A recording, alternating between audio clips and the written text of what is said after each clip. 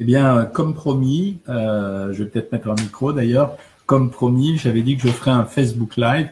Ces Facebook qui me servent à plusieurs choses.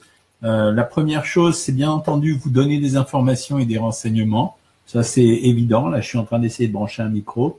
Donc, de vous donner des renseignements, mais également d'être au plus proche des personnes qui me font confiance ou des personnes qui me connaissent et qui ont peut-être envie de me parler plus précisément ou de savoir ce que je fais ou de connaître mon actualité ou de connaître l'actualité d'une façon générale de la nutrition.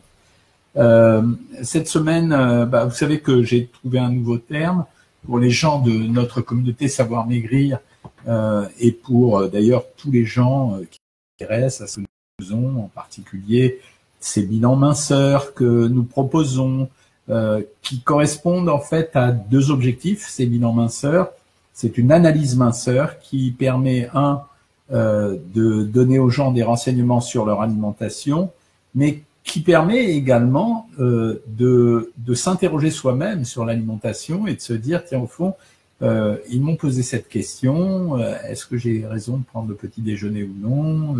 Est-ce que je mange correctement ou non? D'approcher le stade du bien manger. J'ai d'ailleurs observé ces derniers temps quelques articles. Alors, c'est très intéressant de lire la presse et la presse internationale. Et en fait, on se rend compte que être une bonne maman, pour les mamans, être une bonne maman, c'est bien nourrir ses enfants.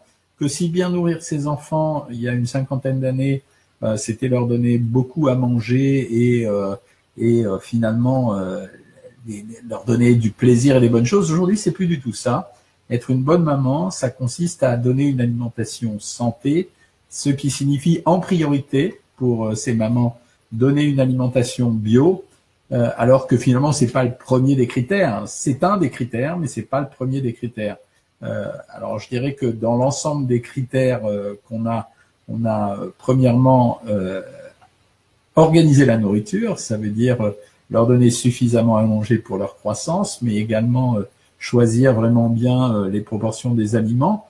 Alors bon, là, il y a un débat à l'heure actuelle. Si on écoute les recommandations officielles, il faut leur donner 50% d'apport calorique sous forme de sucre lent, d'hydrates de carbone, 35% sous forme de lipides et 15% sous forme de protéines. Sauf que vous avez vu ces derniers temps, j'en ai parlé, télé, radio, journaux, j'ai expliqué que justement on avait une alerte forte sur le sucre et qu'on était obligé de limiter considérablement le sucre.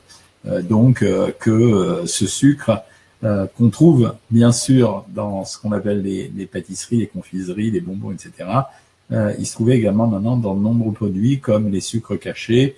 Et j'avais fait une démonstration, que ce soit chez Bruce Toussaint ou chez Anne-Elisabeth Lemoine sur C'est à vous, ou chez Julien Courbet dans C'est que de la télé, comme par exemple, c'est toujours assez surprenant de trouver un peu de sucre dans la mayonnaise, c'est toujours assez surprenant de trouver un peu de sucre dans les soupes, c'est toujours surprenant de trouver du sucre dans les plats préparés, mais aussi on en trouve également dans du pain.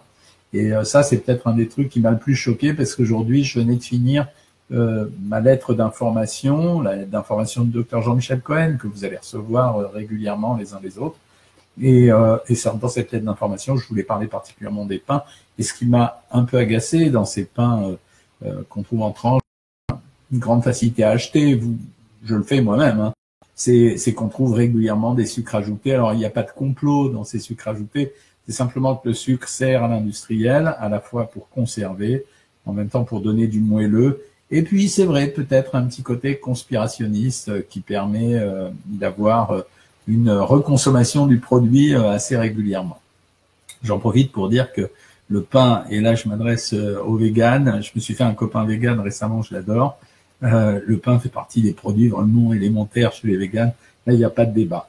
Alors après, donc je disais, ça c'était les proportions qu'on donne aux enfants, et puis la deuxième chose, c'est bien sûr leur apprendre la nourriture. On est dans un pays où quand même on a un patrimoine gastronomique, c'est pour ça que ça m'agace de temps en temps quand je vois les gens réduire leur alimentation à un sandwich, une salade, un truc tout prêt, parce que on est vraiment, j'ai des bouquins dans ma bibliothèque là, des bouquins de recettes d'Alexandre Dumas. Donc Alexandre Dumas était un grand cuisinier. Ils sont là, c'est Alexandre Dumas adorait faire la cuisine, donc et il nous a livré quand même quelques chefs-d'œuvre. Donc ça, c'était d'une façon générale, les mamans aujourd'hui, quand elles choisissent l'alimentation pour leurs enfants, elles essaient de les donner en bonne santé. La deuxième chose qui m'a interpellé cette semaine, ça a été un article qui nous explique que c'est fini. On est arrivé à l'âge maximum qu'on ne pourra pas dépasser. Ça veut dire que notre espérance de vie, grosso modo, hein, elle est en France en tout cas, pour les femmes de 84 ans, pour les hommes, elle est de 79 à 80 ans. Mais il semblerait, avec bien sûr des pics, hein, il semblerait que cette espérance de vie, pour le moment, elle ne puisse plus progresser. Je vais vous expliquer dans quelques secondes pourquoi. Et la deuxième chose, y compris notre taille, les hommes les plus grands d'Europe aujourd'hui, ce sont les Néerlandais avec 1m84 et les femmes 1m67, mais que nous n'allons plus grandir en taille parce que nous sommes arrivés à un seuil que nous ne pourrons pas dépasser. Alors c'est un peu ennuyeux pour les records sportifs parce que ça signifie que plus personne ne battra le record du Usain Bolt. Alors certains ont même dit arrêtons maintenant, remettons le compteur à zéro, on va recommencer. Je suis pas sûr que ce soit très très intelligent. Et là, il y a une intervention qui est vraiment très très intéressante et qui dit que ceci serait lié en fait à notre environnement. Autrement dit que finalement tous les lanceurs d'alerte qui nous parlent des perturbateurs endocriniens auraient peut-être raison dans la mesure où ces perturbateurs endocriniens ils seraient responsables d'une diminution de notre croissance. Alors qu'est-ce que c'est qu'un perturbateur endocrinien? C'est une substance qui est en trace infinitésimale ou extrêmement petite, qui aurait pour particularité d'agir sur notre système endocrinien. Un système endocrinien, c'est très vaste. Ça signifie la glande thyroïde, mais aussi les glandes surrénales. Et une hormone, je ne sais pas si vous avez entendu parler, c'est l'hormone de croissance, l'hormone somatotrope. Eh ben, il semble que, à cause de ces perturbateurs endocriniens, ben, finalement, notre taille, nos records, notre performance, notre espérance de vie va probablement diminuer. Bon, c'est quand même. Alors, on ne peut pas se préoccuper pour nous-mêmes parce que je suis pas persuadé qu'à notre échelle ce soit important, mais ça compte quand même. Quand je parle des bien mangeurs et des bien mangeuses, je veux dire par là que choisir son alimentation aujourd'hui c'est devenu un acte fondamental. Il y a bien sûr la qualité des aliments, il y a bien sûr les recettes, mais il y a aussi maintenant le respect de l'écologie et de l'environnement. Et quand on voit tout ce qui se passe à l'heure actuelle, bah, on est sensibilisé. On a réduit un peu le débat simplement aux produits phytosanitaires. Mais en fait, on a 3 sujets de préoccupation aujourd'hui. Bien sûr, les produits phytosanitaires, mais moi, je mettrais un bémol là-dessus, parce que la priorité des priorités, c'est quand même les agriculteurs, nos agriculteurs, qui sont les premiers touchés par cet usage intensif, en vous disant quand même que eux-mêmes aimeraient bien réduire, un, parce que ça leur coûte cher, et 2, parce qu'ils commencent à se méfier. La deuxième chose, c'est les perturbateurs endocriniens dont je viens de vous parler. La troisième chose, c'est les nanoparticules. Les nanoparticules, ce sont des petites particules qui sont nanoparticules, c'est-à-dire à l'échelle nanesque, c'est-à-dire le plus petit possible, qui eux aussi auraient la possibilité de déclencher un certain nombre de maladies. Je dois vous dire pour ça que j'ai souvent parlé de l'histoire des pectines et des fibres, et j'ai montré, enfin j'avais démontré que dans les années de Tchernobyl, enfin quand il y a eu cette fameuse explosion, les enfants ont été contaminés. Et à un moment donné, on a eu l'idée de leur donner de la pectine pour voir si on arrivait à les décontaminer, parce que la pectine, elle agit comme une éponge dans l'intestin. Et on s'est rendu compte que les enfants à qui on a donné énormément de pectine ont éliminé le césium 137 à hauteur de 80%, 70-80%, alors que ceux qui en avaient reçu moins l'avaient éliminé à 50%. Et je pense que ça, c'est beaucoup plus parlant comme stratégie que de dire manger 5 fruits et légumes par jour. On comprend beaucoup mieux le rôle des fibres dans l'alimentation.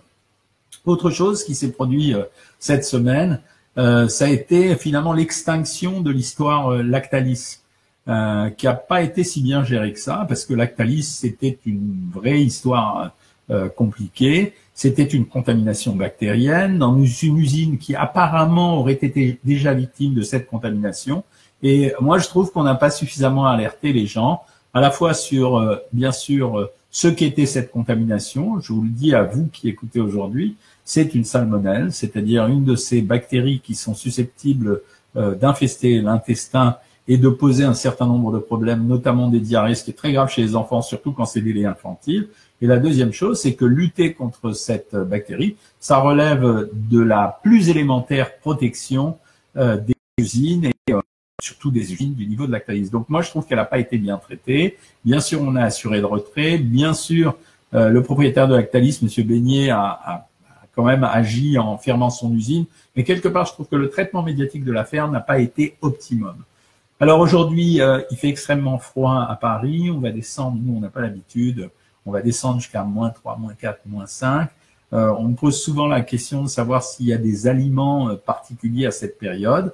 Alors, faut-il manger plus? Non, vraiment. Il n'y a pas de grande nécessité parce que on mangeait plus en hiver auparavant, en tout cas nos ancêtres, quand il n'y avait pas de chauffage central, il n'y avait pas de vêtements chauds, il n'y avait pas de voiture pour se déplacer. Donc effectivement, la seule source d'énergie qu'on avait, c'était l'alimentation. Et donc il fallait se gaver un peu plus pour pouvoir atteindre le niveau de calories nécessaire pour lutter contre le froid. Aujourd'hui, on en a moins besoin, mais on vit quand même avec l'impact dans notre cerveau de la réception des informations qui ont été transmises par les générations passées. Et donc, on a quand même tendance à manger un peu plus. Le deuxième facteur qui fait qu'on mange un peu plus, c'est que c'est une période de l'année où on a beaucoup de tubercules, beaucoup de racines, en fait, bref, beaucoup d'aliments qui contiennent des hydrates de carbone, ce qui prouve que la nature est super bien faite. Ça veut dire que quand vient l'époque où on doit s'hydrater, on a plein de légumes et de fruits et donc qui sont gorgés de flotte. Et quand vient la période de l'hiver où on avait obligation de manger un peu plus, on avait beaucoup plus de racines, de tubercules, de légumineuses, de pommes de terre, etc. Et on faisait des conserves. Donc, ça veut dire qu'on cuisinait, mais en même temps, on avait des produits de saison qui nous aidaient. Alors, nous, qu'est-ce qu'on doit faire pendant l'hiver? Les choses principales, c'est les déficits d'ensoleillement, pour ceux qui en sont victimes, comme nous les Parisiens. Pour récupérer ces déficits d'ensoleillement, ce qu'on fait en général, c'est qu'on rajoute des poissons gras qui contiennent de la vitamine D. Petite explication, le déficit d'ensoleillement, il agit à deux niveaux. Premièrement, il agit sur la production de la vitamine D. La vitamine D, elle se fabrique parce que sous l'impact des rayons de soleil, on a des précurseurs de la vitamine D sous la peau qui se transforment en vitamine D. Donc, s'il n'y a pas de soleil, on ne peut pas le faire. Et la deuxième chose, la vitamine D, quand on l'apporte nous-mêmes, alors on la récupère. Et en quoi c'est important? C'est pour l'absorption du calcium. Mais deuxièmement, aujourd'hui, on s'est rendu compte qu'il y avait un grand impact des carences en vitamine D, ou en tout cas, il y a une relation entre carence en vitamine D et cancer du sein. Donc, utile d'apporter de la vitamine D, donc vachement important. Ensuite, la deuxième chose, c'est que pendant l'hiver, la vitamine D elle est importante aussi parce que elle va agir au niveau du moral et de l'humeur. Et au niveau du moral et de l'humeur, c'est extrêmement important de consommer des hydrates de carbone. Les hydrates de carbone contiennent de la vitamine D. Et c'est un peu la même chose que pour quand je parle avec les véganes sur les compléments alimentaires. Vous pouvez toujours prendre des compléments alimentaires, c'est vrai. Ça, si je prends des gélules de vitamine D, ça va remplacer la vitamine D. Si je prends des gélules de vitamine B, ça remplace la vitamine B. Sauf que la disponibilité des compléments alimentaires n'est pas la même que la disponibilité des aliments qu'on trouve, des nutriments qu'on trouve dans les aliments. Ça fonctionne pas de la même façon. Et c'est pas la peine d'en prendre plus parce que ça se transformera pas de la même façon. Donc, il est important de consommer un peu de féculents. Et moi, quand je me permets d'écrire manger en bonne santé, maigrir en bonne santé, le bouquin qui sort jeudi, sans sucre ou presque, c'est parce que j'insiste sur le fait qu'il faut garder un peu de sucre, même dans un régime, y compris sous forme d'hydrate de carbone. Et là, je me suis un peu lâché parce que c'est assez hypocrite d'aller dire aux gens de manger sans sucre et de leur dire manger des fruits, des fruits, des fruits. C'est pas vrai. Même si les fruits, c'est le deuxième niveau du sucre, c'est-à-dire c'est pas les sucres des sodas, les fruits contiennent quand même des mélanges de sucre. Et dans la consigne, manger 5 fruits et légumes par jour, voilà, on aurait peut-être dû dire manger 4 légumes et un fruit ou 3 légumes et 2 fruits. Alors, je réponds à quelques-unes de vos questions. Sana, vous me demandez comment faire pour rattraper un écart. Ça s'appelle dans notre programme Savoir Maigrir les systèmes de récupération et ça s'appellera dans Maigrir en bonne santé les systèmes de relance. En général, c'est quelque chose d'assez arithmétique. Par exemple, j'ai mangé beaucoup ce midi, ce qui n'est pas le cas, je vous rassure. Dans ce cas-là, le repas du soir, j'essaye de manger beaucoup moins, mais j'essaye de manger un repas qui va me rassasier. C'est-à-dire, je vais manger beaucoup moins, mais il faut que j'ai un repas qui me cale. Donc, on utilise des systèmes de rattrapage en augmentant les taux de protéines. Moi, ce que j'ai trouvé, c'est ce qu'on appelle les galettes de blanc d'œuf ou les blancs d'œuf durs. Donc, les galettes de blanc d'œuf, c'est qu'on mixe 2 blancs d'œuf avec un œuf entier. On les bat, on en fait comme une espèce d'omelette, on les met dans une poêle. Et une fois qu'on l'a mis dans la poêle, on la fait cuire. Et après, on mange une assiette de légumes vapeur à côté ou alors on les met dans la crêpe. Et on rajoute un fromage blanc à 0%, en vous rappelant que le fromage blanc à 0% contient un peu plus de protéines que les yaourts, simplement parce que c'est pas les mêmes techniques de fabrication. Lisiane, bonjour, je suis ravi de vous retrouver ici. Si vous avez d'autres questions, n'hésitez pas à me les poser, hein, je continue. Je continue sur l'histoire du régime et du rattrapage, simplement pour vous dire que dans un régime, moi je ne crois pas aux régimes qui soient des régimes de sauvages. Hein. Ça veut dire les régimes de sauvages, ça fonctionne pas. Il faut que dans un régime, vous ayez une certaine marge de liberté. Je ne sais pas si vous avez vu ces temps-ci, comme je fais des émissions de télé sur C8, quasiment tous les jours, hein, de 18 à 19 heures, il y a Benjamin Castaldi qui voulait maigrir. Mais Benjamin, c'est un garçon qui aime manger, et donc je supprime pas son plaisir complètement. C'est-à-dire, je vais trouver le moyen d'ajouter des petites choses de façon à lui faire plaisir. Et c'est la même chose pour 2-3 autres personnes, ou tous les gens que je suis. C'est-à-dire que j'ai dans Savoir Maigrir, ceux qui connaissent, puisque là, je le fais sur la page officielle, quand on met les pages fiches pratiques, on explique bien, ou équivalence, on explique bien que 25 grammes de fromage, ça peut se remplacer par 4 carrés de chocolat. Alors, ceux qui aiment le chocolat, mais ils sont pas traumatisés parce que au moins, ils ont un peu de chocolat et on peut tout faire dans l'alimentation. Un cassoulet, ça peut être diète. C'est simplement la quantité que vous allez prendre et les saucisses que vous allez choisir ou pas de saucisses. Une choucroute, pareil. La raclette, c'est du fromage. Je veux dire, si vous prenez 100 grammes de raclette, alors ça ne veut pas dire que vous allez prendre 12 tranches, ça veut dire que vous allez prendre 3-4 tranches maxi. Que vous prenez une pomme de terre bouillie et que vous mettez de la bressaola ou des viandes des grisons, ça reste un espèce de plat principal qui peut convenir à un régime. C'est pour ça qu'il ne faut pas jamais voir le régime comme une espèce de chose extrêmement figée, de laquelle on ne doit pas sortir, et c'est pour ça que j'ai créé des systèmes de récupération. Il se passe aujourd'hui tous les jours en termes de nutrition. Peut-être que la chose qui m'agace le plus à l'heure actuelle, c'est les pseudo-études. J'en parle régulièrement. Faites attention, s'il vous plaît. Quand vous entendez études, ne croyez pas que c'est forcément toujours vrai. Il y a beaucoup d'études qui sont faites pour des raisons marketing. Par exemple, on a étudié que le chocolat était bon pour l'hypertension. Mais sauf qu'on vous a gommé le fait que, c'est vrai hein, d'ailleurs, mais 2,5 grammes de chocolat par jour. Vous savez ce que c'est 2,5 grammes de chocolat par jour? C'est la moitié d'un carré de chocolat de ménage. Bon, c'est pas ce qu'on appelle manger du chocolat. Hein. Donc là, c'est la même chose. Le verre de vin qui protège les artères, bah oui, on est d'accord, mais c'est un verre de vin maximum par jour pour les femmes et 2 verres de vin pour les hommes. Et en plus, quand on discute avec les hépatologues, ils vous disent qu'ils préfèrent nettement quelqu'un qui va prendre 5 verres de vin sur un repas et 0 verre de vin les 6 autres jours de la semaine, parce que ça ferait moins de mal à leur foie. Voilà ce qu'on sait à l'heure actuelle. Et c'est pour ça que ça m'agace, parce que chaque jour, je suis inondé d'informations. Le chocolat va vous tuer. Bon, là, en l'occurrence, c'était protecteur pour l'hypertension. Le panga est dangereux pour votre santé. Le café, il est bon une semaine, il est mauvais la semaine d'après. On a trouvé du mercure dans le poisson. Waouh, c'est catastrophique. Mais sauf que, par exemple, vous en mangez 2 fois la semaine, c'est pas les taux de mercure que vous allez prendre si vous en prenez qui vont poser un problème, et des tas de choses comme ça. Donc, s'il vous plaît, c'est pour ça que je crée toutes ces choses qui sont gratuites. Les Facebook Live, les YouTube, la chaîne YouTube, les lettres d'information, c'est gratuit. C'est juste pour donner une information exacte. Je ne détiens pas la vérité à moi tout seul, mais c'est mon job, comme vous avez le vôtre.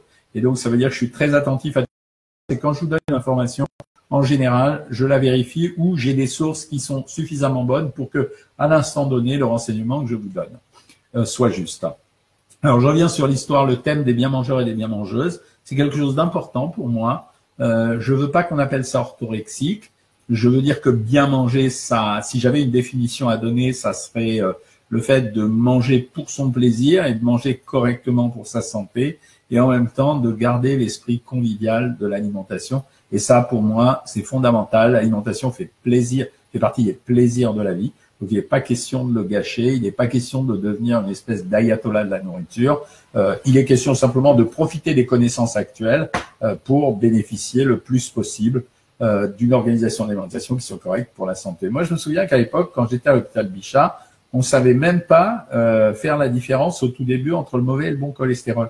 Et puis, on a appris progressivement et on s'est rendu compte que on pouvait avoir un cholestérol très élevé, mais que si on avait un bon cholestérol, HDL, Et si le LDL, un moyen mnémotechnique pour retenir celui qui est mauvais, LDL, il est laid, il est pas beau.